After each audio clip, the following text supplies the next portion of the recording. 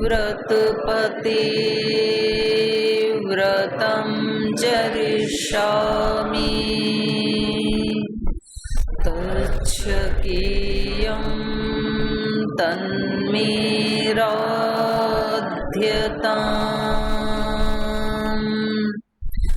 इदमहमनृतात् सत्यमुपैमि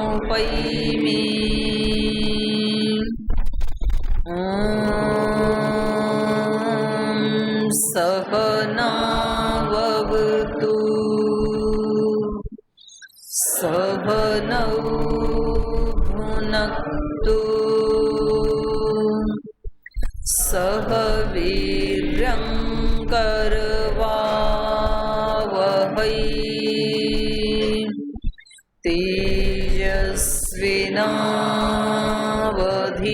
तेजस्विनावधीतमस्तु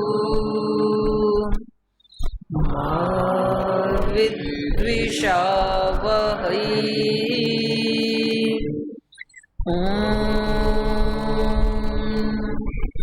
शांति शांति शांति।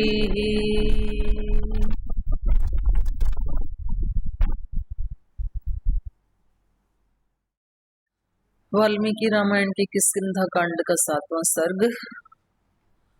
और यहाँ पर श्री राम और सुग्रीव जी अब अपने अपने कार्य का प्रारंभ कर रहे हैं, क्योंकि पहले किसी कार्य को करने के लिए उसकी योजना बनाना, प्लान करना, उसको कि हमें करना क्या है जीवन में, फिर उसको कैसे करना है, उसकी विधि क्या होगी, मेथोडोलॉजी क्या होगी, उसके बारे में विचार करना। और फिर तीसरा स्टेप है उस कार्य को करना प्रारंभ कर देना। अपने जो प्राचीन ग्रंथ हैं उनमें भी ऐसा ही है, व्रतेन दीक्षा आपनोति, है ना। पहले तो व्रत लिया जाता है, पहले तो किसी चीज के लिए विचार किया जाता है कि मैं करूं ऐसा, और ऐसे विचार के बाद फिर सेकंड नंबर पे उसके लिए व्रत लिया जाता है, प्रतिज्ञा की जाती है, संकल्प लिया जाता है, और फिर तीसरे नंबर पे उसको दीक्षा, दीक्षा का मतलब उसको प्रारंभ करना, उसको प्रारंभ कर दिया जाता है उस कार्य को। तो जब प्रारंभ कर देते हैं तो फिर दक्षिणा मिलना शुरू हो जाता है, फिर उसका फल मिलना शुरू हो जाता है हमारे को। और जब हमें फल मिलना शुरू हो जाता है तो हमारी श्रद्धा बढ़ जाती है, दक्षिणा से श्रद्धा बढ़ जाती है, और श्रद्धा जितनी जितनी बढ़ेगी तो हम श्रद्धा पूर्वक करेंगे उस कार्य को। श्रद्धया सत्यम आप्यते, श्रद्धा पूर्वक करते हैं यदि, तो उसके पीछे छिपा हुआ जो सत्य है, क्योंकि सत्य असत्य के आवरण से छिपा हुआ है। हिरण्मयेन पात्रेण सत्यस्यापि हितं मुखम, ये जो चमकीला चमक दमक वाला हिरण्यमय जो ढक्कन है उससे सत्य का मुख ढका हुआ है, तो उसको हमें हटाना है, तब सत्य दिखाई देता है। तो उसको हटा कब सकते हैं, किसी भी समस्या को हटा कब सकते हैं, जब हम उसकी तह तक जाएंगे। समस्या का कारण क्या है, इस कार्य का कारण क्या है, तो कारण को हटाने से कार्य का नाश तो स्वतः ही हो जाता है। जब आके आपको कहते हैं आप चुप रहो, या आपको कहा जाता है सीधे बैठो आंखें बंद करो, तो कुछ बीच में खोल के देखते हैं कि कहीं इधर उधर से कोई भालू तो नहीं आ गया हमारे पास, कभी पता चले हम आंख बंद करके बैठे और भालू काट ले,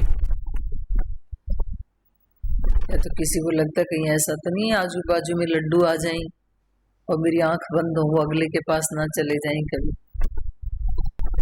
भजन हो तो भी, सत्संग चल रहा है, भजन चल रहा है, उनका दृष्टि इतनी चंचल दृष्टि है, इतना चंचल चित्त है। तो इस चंचलता को तब मिटाया जा सकता है जब हम ये सोचें कि इसका कारण क्या है। जब तक कारण पता नहीं लगेगा ना, तो आप मेरे कहने से आंखें बंद कर तो लोगे। दंड के आगे भूत भी नाचे। दंड विधान से कोई काम करते हैं ना, वो हमारे अस्तित्व का हिस्सा कभी नहीं बन सकता है। हमें इस पे चिंतन करना होगा कि यहाँ आने के बाद हमें मौन रहने के लिए क्यों कहा जाता है, हम चुप क्यों नहीं रहते हैं, इसका कारण क्या है। हमें आंख बंद करने के लिए क्यों कहा जाता है, आंख बंद नहीं करेंगे तो क्या होगा, और आंख बंद कर लेंगे तो क्या होगा, और इनका कहना हम क्यों माने, आंखें बंद क्यों करें, और आंखें बंद होती नहीं है, चित्त एकाग्र होता नहीं है, इसका कारण क्या है। तो आपको जब तक रूट तक नहीं जाएंगे तब तक किसी भी समस्या का समाधान होता नहीं है। इसलिए श्री राम भी यहाँ पर पूछ रहे हैं कि भाई पहले ये बताओ कि वैर हुआ क्यों। तो श्री राम को क्या ही लेना देना था, पता लग गया ना कि बाली ने वैर किया है और बाली ने इनकी पत्नी का अपहरण किया है और मुझे बाली को मारना है, बात खत्म। इतना नहीं है, जब तक उसकी तह तक नहीं जाएंगे कि उसके पीछे हेतु क्या है, क्यों हुआ ये वैर दो भाइयों के बीच में, तो तब तक उसका सॉल्यूशन नहीं हो सकता, स्थायी सॉल्यूशन नहीं हो सकता है। ये रामायण में बहुत बार हमें समझाने की कोशिश की है, यहाँ पहली बार नहीं आया है। जब हम स्टार्टिंग में पढ़ रहे थे तो उस समय भी आया था। जैसे महाराजा सगर का घोड़ा चुरा लिया था इंद्र ने, और वो छिपाए कहाँ पर, तो कोई जगह नहीं मिली, तो उसको चुरा करके कहाँ ले गया बोलो, पाताल लोक में ले गया था। आप लोगों को याद है कि नहीं पता नहीं, आपने तो पढ़ा था। और फिर जो सगर के पुत्र थे 60,000 पुत्र, वो उसको ढूंढने के लिए निकले। अब उन्होंने सब लोकांतर देख ली, घोड़ा कहीं मिला नहीं, सारी पृथ्वी ढूंढ ली, भारत नहीं सारी पृथ्वी, पूरे देश विदेश सब ढूंढ ली, कहीं ऐसा कहाँ ले गया और कौन ले गया। तो फिर उन्होंने कहा कि भाई आकाश में तो दिखाई नहीं दे रहा है कहीं, तो पाताल में ले गया वो शायद कोई चुराने वाला। तो फिर वो जमीन को खोदते खोदते खोदते, क्योंकि सगर ने जमीन को खुदवाया था और वहां पर फिर पानी भर गया था जो, तो इसलिए उसको सागर कहते हैं। आज जिसको हम सागर कहते हैं सगर के कारण कहते हैं। उसके सगर के पुत्रों ने खोदा था उस पृथ्वी के भूभाग को, है तो वो भी पृथ्वी। तो वहां गए तो कपिल ऋषि जो हैं वो तो तप कर रहे थे, बिल्कुल दूर दराज एकांत में जाकर के। इसको कहते हैं महत्व समझ में आना। हम जो संध्या हवन करते हैं हमारे को महत्व का नहीं पता, हम तो डंडे के पीछे कर लेते हैं बस। यज्ञ की क्या महिमा है, उपासना की क्या है, ध्यान की क्या महिमा है, मौन की क्या महिमा, हमें नहीं पता कुछ भी। महिमा पता लगने के बाद तो व्यक्ति उसमें डूब जाता है फिर। और ये बड़े आश्चर्य की बात है, जो अच्छी चीजें हैं, जो अच्छे तत्व हैं, उनको व्यक्ति सबके लास्ट में रखता है। सत्संग जरूरी है, जैसे प्रतिदिन कम से कम 1 घंटा सत्संग होना चाहिए, और हमें सत्संग सबसे फालतू का काम लगता है। बोले हमारी एक कक्षा यदि ना हो तो हम फटाफट सारे काम निपटा दें। फटाफट निपटा के करोगे क्या? ध्यान उपासना करना सबसे एक्स्ट्रा काम लगता है व्यक्ति को। तो इसमें 1 घंटा बैठेंगे आंख बंद करके, इतनी देर में तो हम अपने 4 काम निपटा लेंगे। 4 काम निपटा के करोगे क्या? सबसे कीमती चीजें यही हैं जीवन की, ध्यान, उपासना, सेवा, प्रेम। फिर ये सेकेंडरी है उनके लिए, भाई आजीविका चलाने के लिए, और उसका प्रभाव हमारे फिर सेवा के कार्यों पे भी पड़ता है। जो ध्यान उपासना आदि करते हैं ना, उनके कार्यों की एक अलग ही खुशबू होती है। वो जो भी कार्य करते हैं उनको देख के भी आनंद आता है, अच्छा लगता है उस व्यक्ति का करना। और जो करते नहीं हैं उनके कार्यों से भी ना उस करने वाले को सुख मिलता है, ना तो दूसरे वालों को सुख मिलता है। दूसरे भी परेशान होते हैं, खुद भी परेशान होता है, क्योंकि उसमें आत्मा नहीं है। आत्मा से विहीन बॉडी तो डेड बॉडी है, शव है वो, तो उससे किसको खुशी मिलेगी। तो जो अच्छी चीजें हैं हमारे जीवन के लिए, जितने भी सात्विक तत्व हैं, तो वो भी कभी कभी जब कभी छुट्टी हो तो अपने उसमें डायरी में लिखा करो, अच्छी अच्छी चीजें क्या हैं दुनिया में, तो सारी पॉजिटिव पॉजिटिव शब्द है ना वो लिखो अपने डायरी में। फिर दूसरी तरफ नेगेटिव नेगेटिव लिखो सारे, जो हमें नहीं चाहिए। फिर आप उसमें से टिक करो, इनमें से अपने अच्छी वाली में से अपने पास क्या क्या है और बुरे वाले में से क्या क्या है। बुरे वाले में तो एक भी नहीं होना चाहिए, अगर 2-4 भी हैं तो फिर हमारे को संकल्प लेना चाहिए कि इसको हटाना है जीवन से, क्योंकि ये मेरे लिए कल्याणकारी नहीं है, ये मेरे लिए हितकारी नहीं है। और पॉजिटिव कोई छूटा हुआ है तो उसको पकड़ना है, ये मेरे पास नहीं है, इसको मुझे आत्मसात करना है, अभी करना है।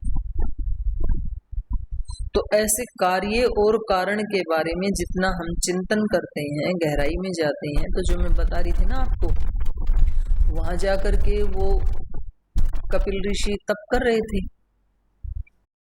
वो वहां पहुंच गए, घोड़ा वहां पर खड़ा ही हुआ था। इंद्र तो वहां घोड़े को खड़ा करके चले गए, अपने स्वर्गलोक में चले गए। वो अपने समाधि में लीन थे, उनको पता नहीं कौन आया, कौन घोड़ा खड़ा करके चला गया, उनको कुछ नहीं पता।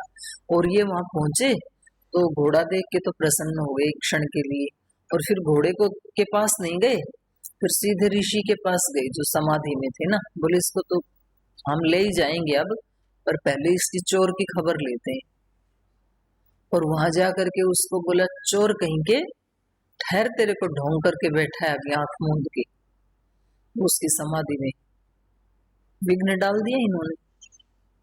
तो उन्होंने, वो तो वर्षों से समाधि में बैठे थे, उनकी जब आंखें खुली, इनको देखा थोड़ी देर, तो वो समाधि से नीचे आए ही नहीं, फिर भी ज्यादा उत्पात मचाने लगे वहां पर। तो फिर उन्होंने आंखें खोली, आंख खोलते ही उनका आंखों का जो तेज था सारे भस्म हो गए। तो इससे क्या पता लगता है, कोई कार्य करने से पहले उसकी जानकारी लेनी चाहिए। भाई ये घोड़ा है, ये व्यक्ति तप कर रहा है, और इसके चेहरे को देख करके, समाधि को देख के लगता नहीं है कि ये व्यक्ति चोर है। तुरंत डिसीजन लेके किसी को टैग नहीं लगा देना चाहिए, आप चोर हैं, आप ऐसे हैं, ऐसे नहीं कहना चाहिए। पहले उसका पता करते ही। अब गए तो थे घोड़ा लेने, खुद ही भस्म हो गए, घोड़ा तो आया नहीं, तो नुकसान हो गया ना। बिना सोचे समझे तुरंत निर्णय लेना, किसी को कुछ भी कहना, झगड़ा करना, ब्लेम करना, तो उससे फिर अपने को नुकसान होता है। तो खैर ये तो मैंने वैसे प्रसंग से बता दिया। उसके बाद फिर उनके पुत्र जाते हैं, अंशुमान जो इनके पौत्र थे सगर के, फिर उसके बाद भगीरथ, तो वो तो इसी में रामायण में ही आया है, हमने सब पढ़ ही रखा है। तो कहने का मेरा यहाँ पर ये अभिप्राय था कि जब तक हम किसी समस्या को हटाने के लिए उसकी तह में नहीं जाते हैं कि ऐसा क्यों, तो तब तक वो समस्या हटती है नहीं। तो इसलिए श्री राम हमें सिखा रहे हैं यहाँ पर दोबारा रामायण में कि पहले किसी घटना के बारे में पूरा डिटेल से जानो कि ऐसा क्यों हुआ, और उसके बाद फिर सोचो कि इस समस्या को कैसे हटाया जा सकता है। तो इसको मैं आगे बढ़ूं इससे पहले किसी ने आज तो कोई प्रश्न लिखा हुआ है। यदि ब्रह्म नित्य, अद्वितीय और सर्वव्यापक है, तो ब्रह्म स्वरूप के बोध की प्रक्रिया स्वयं में किसकी अनुभूति है? यदि ब्रह्म नित्य है, अद्वितीय है, सर्वव्यापक है, तो ब्रह्म के स्वरूप के बोध की प्रक्रिया किसकी अनुभूति? किसकी अनुभूति है ये मतलब, ये प्रश्न थोड़ा सा तो अस्पष्ट है। क्या ये जीव है जो ब्रह्म बनने की आकांक्षा कर रहा है? तो ये द्वैत नहीं हुआ। और यदि वास्तव में ब्रह्म का बोध हो भी जाए, तो क्या ब्रह्म स्वयं को ब्रह्म रूप में जानता है? माने जीव यदि ब्रह्म बन जाए तो वो जीव अब ब्रह्म रूप में जानता है, या वह ज्ञान और ज्ञाता का भेद भी लीन हो जाता है? क्या यहाँ इस स्थिति में आत्मा, ज्ञान और ब्रह्म तीनों के संबंध में कोई आंतरिक विरोधाभास नहीं उत्पन्न होता। वेदांती का प्रश्न है। किसका प्रश्न है? आप में से आपका है। तो पहली बात तो ये है कि जीव कभी भी ब्रह्म नहीं बनता है। ये एक धारणा है जो अद्वैतवाद को मानने वाले हैं ना, उनकी ये धारणा है कि ब्रह्म ही जब दोष से युक्त होता है तो उसको जीव कह देते हैं, और जब उसके दोष हट गए तो वो जीव ही ब्रह्म हो जाता है। मतलब उस एक तत्व के अतिरिक्त और कोई भी तत्व नहीं है, ऐसा उनका मानना है। तो इसमें जो दोष आए हैं वहां पर वेदांत में भी आए हैं ये दोष कि क्योंकि ब्रह्म तो एक ही है, और अब ये जो जीव था इसने भी अपने दोष हटा दिए तो ये भी ब्रह्म बन गया, तो दो ब्रह्म हो गई। फिर जितने जितने जीवात्माओं ने दोष हटाए, मोक्ष को प्राप्त हुए, वो उतने उतने ब्रह्म हो जाएंगे। फिर तो एक तो ये दोष आता है, ब्रह्म एक ही है।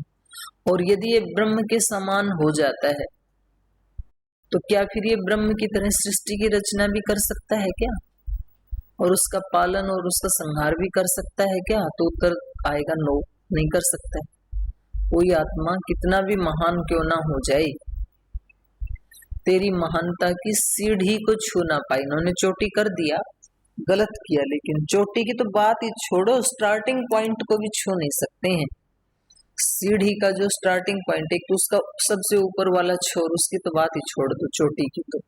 पर पथिक जी ने तो सीढ़ी लिखा है वहां पर, तेरी महानता की सीढ़ी को छू ना पाई। दुनिया में कोई चाहे कितना महान हो, कितना भी महान हो जाए, कितना भी सिद्धि संपन्न हो जाए, पर उस परमात्मा की जो महानता है उसके नीचे वाले छोर को भी छू नहीं सकता है कोई। तो जो आपने पूछा है क्या ये जीव ही है जो ब्रह्म बनने की आकांक्षा कर रहे? नहीं, आकांक्षा नहीं कर रहे। ये ठीक है, ये उसी का अंश है जो ब्रह्म के गुण कर्म स्वभाव बताए हैं शास्त्र में, वो आत्मा में भी है, लेकिन एक अंश में ही है। उसी रूप में अंश कहा है उसको, गीता में भी कहा है ना। तो अंश का मतलब वहां कोई टुकड़ा नहीं है, कोई पार्ट नहीं है कि भाई किसी चीज को तोड़ा और उसमें से एक टुकड़ा टूट करके अलग हो गया, फिर हम कहें ये इसी का अंश है। ऐसा वाला अंश नहीं है। अंश इसी रूप में है कि जो गुण परमात्मा में है, कुछ अंश में अल्प मात्रा में वो जीव में भी मिलते हैं। जैसे वो भी नित्य है, ये भी नित्य है। वो शुद्ध स्वरूप है, ये भी शुद्ध स्वरूप है। जैसे वो निर्दोष है, वैसे ये भी निर्दोष है। शुद्ध स्वरूप निर्दोष एक ही बात है। जैसे वो आनंद स्वरूप है, ऐसे इसके भी जब दोष हट जाते हैं तो अल्प आनंद वाला है ये।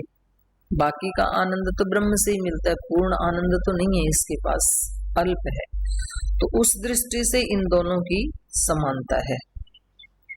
फिर आपने ऐसे पूछा है कि वह ज्ञान और ज्ञाता का भेद भी लीन हो जाता है क्या? वो समाधि अवस्था में लीन हो जाता है, वही तो बताया है वहां पर। समाधि की परिभाषा क्या की है महर्षि पतंजलि जी ने?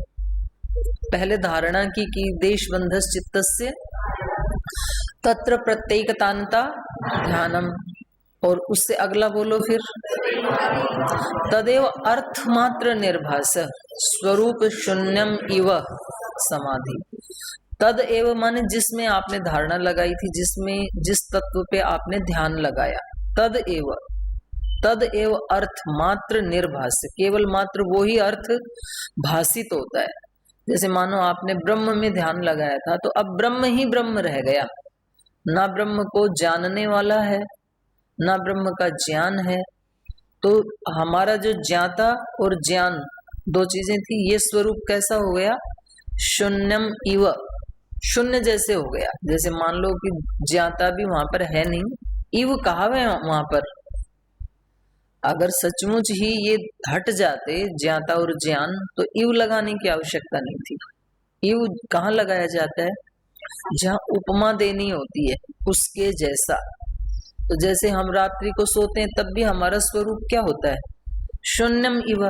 सोने वाले को थोड़ी पता है कि मैं कैसे बेड पे सो रहा हूँ, कैसी चादर बिछी है नीचे, कमरा कैसा है, सोने से पहले तो पता होता है, सोने के बाद जब गाढ़ निद्रा में है तब नहीं पता होता। तो जो हमारा जानने वाला स्वरूप है वो तो शून्य जैसे ही हो जाता है, ऐसा यहाँ पर भी है। तो इतनी देर के लिए तो वो नहीं, मतलब उसको पता नहीं होता है। फिर उससे समाधि से जब वो बाहर निकलता है, त्रिगुण की स्थिति में आता है जब, तब वो स्मरण करता है, स्मृति से उसको पता लगता है कि इसमें बड़ा आनंद था, जो समाधि लगी थी उसमें केवल ब्रह्म ही ब्रह्म था, मैं तो था ही नहीं कहीं। तो वो तो सुबह उठने पर भी ऐसी प्रतीति होती है। जिस दिन बहुत अच्छी नींद आए तो सुबह हम ऐसे तो बोलते हैं कि आज तो आनंद ही आ गया, इतनी गहरी नींद आई, क्योंकि वहां हमारे स्वरूप का शून्यम इव हो गया था। तो ये कोई विरोधाभास नहीं है यहाँ पर। हो गया आपका प्रश्न, क्लियर हो गया? और किसी का प्रश्न है? कोई किसी को पूछना है कुछ? बोलो। प्रणाम भाई। सर में चर्चा चल रही थी वो मित्रता वाली, मित्रता में सब चीज अविभक्त रहती है, विभक्तान संस्कृतियां। बिल्कुल। तो जैसे योग दर्शन में बताया था, योग दर्शन में उसको चोरी बताया है, अगर यहाँ रामायण में उसकी अनुमति है तो क्या प्रश्न क्या है? क्या रहे, क्या किसको माने? दोनों उचित हैं। जब आप समाधि लगाने जा रहे हैं तो फिर तो आपको किसी की वस्तु की मन से भी इच्छा नहीं करनी, अपने वालियों की नहीं करता है व्यक्ति, अनासक्त हो जाता अपने वालियों से, क्योंकि उद्देश्य दोनों अलग अलग है ना। देखो यहाँ पर जो मित्रता की बात कही जा रही है ये व्यवहार के लिए बताया जा रहा है, लौकिक व्यवहार के लिए। तो हमारा जो व्यक्तित्व है, हम अलग अलग समय पे अलग अलग कार्य करते हैं ना। व्यवहार के समय अलग हमारा व्यक्तित्व और अस्तित्व होता है। जैसे मान लो अब व्यवहार काल में हम बैठे हैं तो भाई अब तो व्यवहार ऐसे ही होगा कि मैं पढ़ाने वाली हूँ और आप पढ़ने वाले हैं, तो ये तो करना ही पड़ेगा ना, द्वैत है ये तो। और जब मान लो कि हम सब ही ध्यान में उपासना में बैठे हैं, संप्रज्ञात समाधि में बैठे हैं हम, तो कोई भी भेद नहीं है तब तो हम सारी आत्माएं ही हैं। तो वहां पर जो कहा जाएगा कि हम सब एक ही हैं वो भी सत्य है, और यहाँ पर ये कहा जाएगा एक पढ़ने वाला है दूसरा पढ़ाने वाला है वो भी सत्य है, तो दोनों सत्य है ना। तो योग दर्शन वाला भी सत्य है और रामायण वाला भी सत्य है, क्योंकि ये व्यवहारिक दृष्टि से कहा जा रहा है कि भाई अब हम मित्र बन गए श्री राम और सुग्रीव, तो अब हमारे सुख दुख एक ही हैं। सुख मिलता है कुछ साधनों से, तो हमारे सुख के साधन अब कॉमन हो गए, और दुख मिलता है दोषों से बुराइयों से, तो वो भी हमारे कॉमन है, वो हम नहीं करेंगे। तो जब श्री राम दुखी थे तो उन्होंने उभार लिया, दुख से बाहर निकाला उनको, और अब इन्होंने अपना दुख अब सुनाया, मैं भी बहुत दुखी हूँ, सुदुखी था, तो अब श्री राम उसको उभारेंगे। तो इस दृष्टि से यहाँ पर कहा है कि दोनों का कॉमन ही हो जाता है, अविभक्त हो जाते हैं सुख दुख दोनों के, अलग अलग नहीं रहते कि भाई मित्रता मित्रता की जगह है, बाकी आप अपने दुख आप भोगो, हमारे वाले हम भोगेंगे, ऐसे नहीं होता मित्रता में जी। तो उस समय उठे थे, पढ़ रहे थे तब, इससे पहले वाला जो श्लोक आया है उसमें व्याख्या की कि महात्मा पुरुषम, जो मतलब कि आत्मज्ञानी तरह से आत्मवान धैर्यवान हो, एक तरह से आत्मज्ञानी की सी बात करें कि फिर उसके बाद इस श्लोक को दिया, तो वहां पे तो एक तरह से आत्मज्ञान वो तो श्री राम के लिए कह रहे हैं, वो श्री राम के अंदर ये गुण बता रहे हैं, बताने चाहिए। खैर श्री राम तो डिजर्व भी करते हैं, वो तो है ही ऐसे, और ना भी हो तो भी बोलना चाहिए, नहीं है तो बन जाएंगे ना। जैसे हमारे परम पूज्य गुरुदेव हमारे को बड़े बड़े संबोधनों से संबोधित करते रहते हैं, तो हम तो है नहीं ऐसे, तो गुरु जी करते क्यों है? गुरु जी बोलते नहीं हो तो हो जाओ, तो हमें वैसा बनाने के लिए बोलते हैं। पर यहाँ पर तो श्री राम तो हैं भी वैसे, तो यहाँ आपको कैसे संशय कैसे हुआ? ये राम जी तो है ही, फिर भी ऐसा आ रहा है, तो मतलब कि आत्मज्ञानी के लिए भी एक तरह से उसका संदेश या बोल रहे हैं कि आत्मज्ञान के लिए भी चाहे व्यक्ति करे तो व्यवहार के लिए इसका उपयोग कर सकते हैं। फिर बोलो। खंडित नहीं होगा, मतलब नहीं, फिर बोलो। कोई आत्मज्ञानी या साधक है योग मार्ग में, जैसे योग विद्या का वो भी कर रहा है, आत्मज्ञानी के लिए कर रहा है, फिर भी व्यवहार के लिए वैसे आपस में मिल बांट के चीजों का प्रयोग कर रहा है, तो उसका योग मार्ग या आत्मज्ञानी के लिए वो बाधा नहीं। हाँ, ये सही समझा आपने, उसमें कोई दिक्कत नहीं है। आत्मज्ञान की प्रक्रिया में मिल बांट के ही खाना चाहिए, ठीक बात। ये जो आपने श्लोक में आया था कि अगर अपने मित्र का उससे अगर उपकार हो रहा है तो वो मित्रता है, कोई दोष नहीं। अगर उससे उसका उपकार नहीं हो रहा, उससे कोई हानि हो रही है, तब वो फिर गलत हो।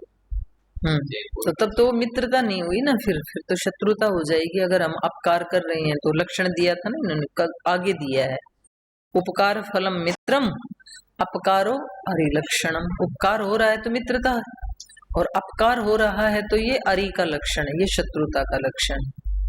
और यहाँ पर आप केवल वस्तुओं की बात ना सोचें, यहाँ पर तो इन्होंने सुख दुख के लिए प्रयोग किया है ये शब्द, है ना, कि हमारे सुख दुख अब कॉमन है। और साधना में भी कर सकते हैं, जैसे गुरु शिष्य का संबंध है तो गुरु जी कहते हैं भाई मेरे पास जो भी जप तप की सिद्धि है वो सब आप लोगों के लिए है, तो आप लोग उसको ले सकते हो, कॉमन ही है हमारी। पर एक अब ये तो है ही, लेने की पात्रता तो उत्पन्न करनी पड़ेगी ना हमें। भाई एक मित्र दूसरे मित्र को, उसके पास बहुत अच्छे अच्छे खाद्य पदार्थ रखे हैं थाली में, और वो कह रहा है कि भाई आप इनको खा सकते हो, चाहो तो सारे के सारे भी खा सकते हो, लेकिन उनको खाने की शक्ति और पचाने की शक्ति ये तो अगले की होनी चाहिए ना, वो तो नहीं दी जा सकती ना। तो ऐसे साधना को भी शेयर करते ही हैं, मित्र मित्र भी कर सकते हैं, गुरु शिष्य भी करते हैं, तो सभी प्रकार की संपत्ति आ गई यहाँ पर, तो सारी संपत्ति को शेयर किया जा सकता है मित्रता में, ठीक है। प्रणाम पूज्य माता जी। जी भाई। वो पहले प्रश्न से रिलेटेड है, मतलब पूछ रहा हूँ, क्या ब्रह्म की कृपा से जीव को ब्रह्म का बोध होता है, ब्रह्म ज्ञान का बोध होता है, कि जीव के एकमात्र पुरुषार्थ से ही ब्रह्म बोध होता है? ब्रह्म की, गुरु की, माता पिता की कृपा सदा बनी ही हुई है, उनकी अकृपा कभी होती नहीं है, निरंतर कृपा बनी हुई है। पर उनकी कृपा की फीलिंग तब होती है जब आपकी आपके ऊपर कृपा हो जाए। हमारी हमारे ऊपर जिस दिन कृपा हो जाती है तब उन सब की कृपा हमें अनुभूत होती है, अनुभव में आती है। तो ब्रह्म की तो कृपा सदा बनी ही हुई है। आप ये मत बोलो ब्रह्म की कृपा से ही कोई साधक बनता है या अपने ही पुरुषार्थ से बनता है, तो दोनों ही रोंग हैं। अपने पुरुषार्थ से कभी नहीं बन सकता है, क्योंकि जन्म जन्मांतरों के इतने जो संचित दोष हैं वो हमारे पुरुषार्थ से कभी भी नष्ट नहीं हो सकते, पक्की बात। आप कितना भी पुरुषार्थ कर लो, कितनी भी साधना कर लो, क्योंकि वो बहुत बड़ा है उसका साइज, तो उनको आप दग्ध बीज कर ही नहीं सकते। भाई आपके पास चाकू है और आपको एक इतना बड़ा वट वृक्ष काटना है, तो कितने साल में काट दोगे उस चाकू से? उसकी जड़ को कितने सालों में उखाड़ दोगे? उखाड़ोगे तब तक तो वो और विस्तार ले लेगा, वो भी तो फैल ही रहा है ना प्रतिदिन। तो उसके लिए क्या चाहिए? कोई बहुत ही बड़ा कुल्हाड़ा चाहिए, या तो आजकल तो मशीनें आ गई हैं तो वो फटाफट काट देती हैं, उसको 2 घंटे में काट देती है, 1 घंटे में काट देती है। तो हमारे जो संचित कर्माशय है ना वो बहुत बृहत है, और हमें कुछ का तो पता भी नहीं है। हमें तो अपने कुछ दोषों का तो पता है, वे हमारे अंदर ये दोष है, उनको ही हटाना मुश्किल हो रहा है, हटते नहीं है। और फिर संचित में क्या क्या पड़ा है वो तो हमें पता भी नहीं है, तो हम उसको हटाएं भी कैसे? जिसका पता ही नहीं है उसको कैसे हटाएं? तो बड़ा मुश्किल है। और वो बैठा हुआ है कि मैं फल दे करके ही रहूंगा, क्योंकि ये आपका ही कमाया हुआ है, आपने ही कर्म किए थे। तो उसका एकमात्र साधन है भर्गो देवस्य धीमहि धियो यो नः प्रचोदयात्।